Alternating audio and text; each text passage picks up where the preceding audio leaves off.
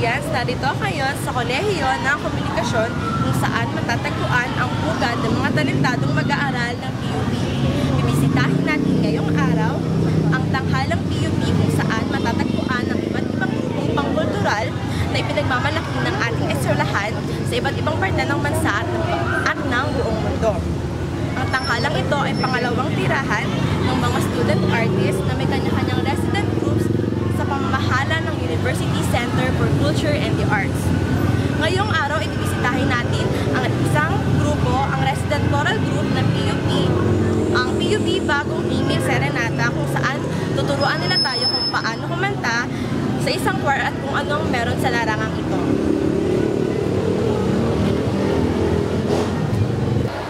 Ngayon ay kakapanayamin natin ang namumuno, ang conductor ng PUP Bagong Himig Serenata, si Mr. Mark Gregory Isil. Magandang araw, Sir Mark. Magandang araw din sa iyo. Nakita ko po at narinig kung gaano kagaling at kaganda ang tunog ng inyong grupo, ang PUP Bagong Himig Serenata. Salamat naman. Pero bago po ako nagtanong na ako, sino po ba ang Bagong Himig Serenata at kailan ito na po? So, ang Bagong Himig Serenata ay kinoconsider na first dancing choral sa Pilipinas. During the 1969, nung nabuo yung grupo, inubuo ito ng mga kawaning muna ng PUP.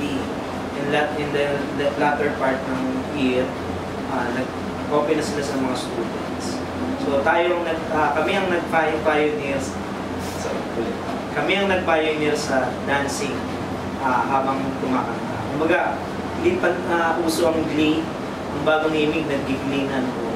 So, 47 years ngayong taon ang Bagong Himig Serenata. Wow, wala rin nakatanda ang Bagong Himig Serenata. Sino nga po naman yung mga member nito ngayon? Yung mga member nito ngayon, pamula noong binuo ito ni Ginoong Rafi Amaranto, mga individual ito ng mga kolehiyo, mga estudyante ng kolehiyo sa loob ng PUP system. And first time yata nangyari ngayong taon, o nakaraang taon, na tumanggap tayo ng mga miyembro galing sa mga branches ng PUP. So far, meron kaming mga higit kumulang mga 40 members. Madami na. Ano pong uri ng mga kanting inaawit nila? Karaniwan ng mga kinakanta ay entertainment kasi yun ang kailangan ng mga programa sa loob ng universidad. At nag-aaral din ng grupo ng mga secular songs, mga sacred songs, pop, jazz, at contemporary pieces. Sa isang rehearsal po, paano po ba yung proseso o yung takbo ng isang rehearsal? Paano po ba kayo nagsisimula? Paano rin po nagtatapos ang isang rehearsal? Karaniwan, ang nagiging problema nga dahil iba-iba ng kolehiyo, iba-iba ng oras ng dating. Pero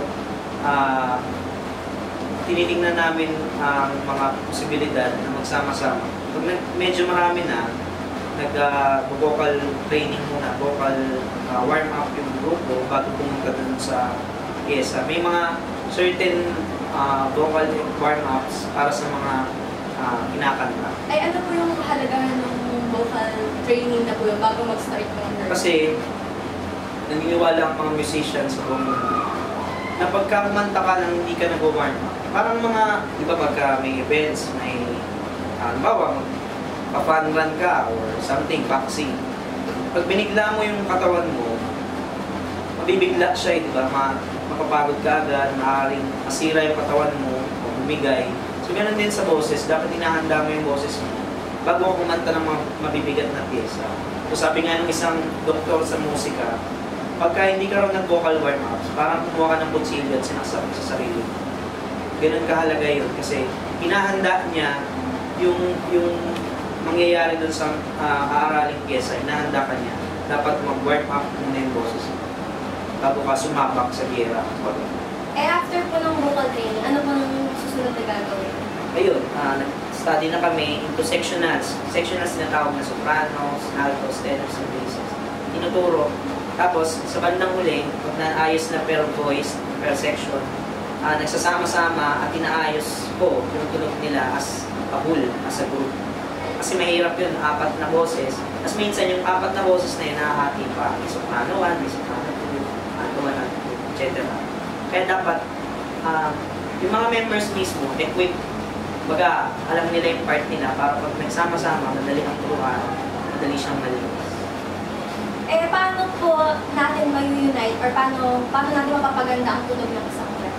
Yun, disiplina. Kasi sabi nga ni Ma'am Andrea Veneracion, isang national artist, at founder siya ng world-renowned Philippine Madrigal Singers.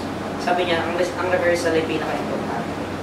Kasi, ayun nga, distinguish niya yung rehearsal versus practice. Kasi pag practice, ibig sabihin, you will rehearse on your own. So, yung part mo, gagawin mo. Pag sinabing rehearsal, yun yung part na kasama mo yung iba at makikinig ka sa iyo. So, dapat equip yung members para gumanda yung tunog. Hindi siya ginagawa yung pag-aaral sa rehearsal. Dapat gagawin yung pag-aaral individual, yung mga process, doon sa practice.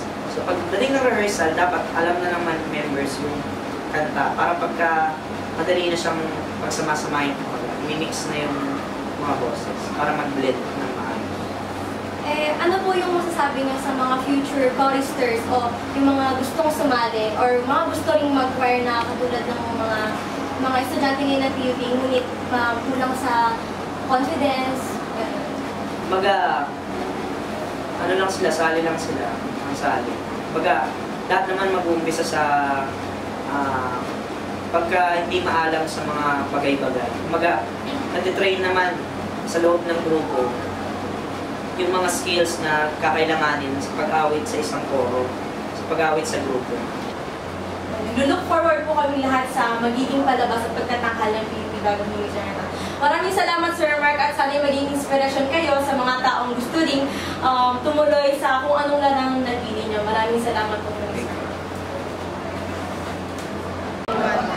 Ngayon, alam na natin kung paano kumanta sa isang choir.